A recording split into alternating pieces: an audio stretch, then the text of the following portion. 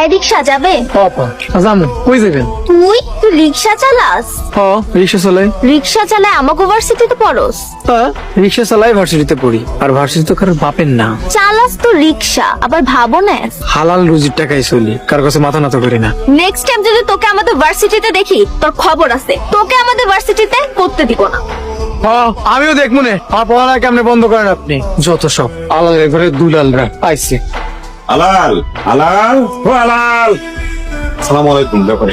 ওয়ালাইকুম আসসালাম। আলাল, তোমার কাছে যা টাকা পয়সা পাই সুদ আসল সহ সব টাকা আমার ফেরত দাও। এখন তো দিতে পারবো না, আমার কয়টা দিন সময় দেন। তাইলে বাড়িঘর এখন থেকে আমার, বাড়িঘর ছেড়ে দাও। আপনারা আমাদের বাড়ি দখল করতে পারবেন না। কইলি হইলো বাড়িঘর আপনি দখল করতে পারবেন না, তাদের বাপরে আমার টাকা দিয়ে দেবা।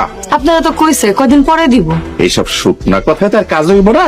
এই তারা খারাপ কা তো এক পাওয়া গাইলে খবর আছে কিন্তু। রাজু থাক, ওনাদের কিছু কইস না। এই বাড়ি দখল করলে আমরা কই যেয়ে থাকবো? দরকার পড়লে আমরা রাস্তায় থাকবো, গাছের নিচে ঘুমাবো।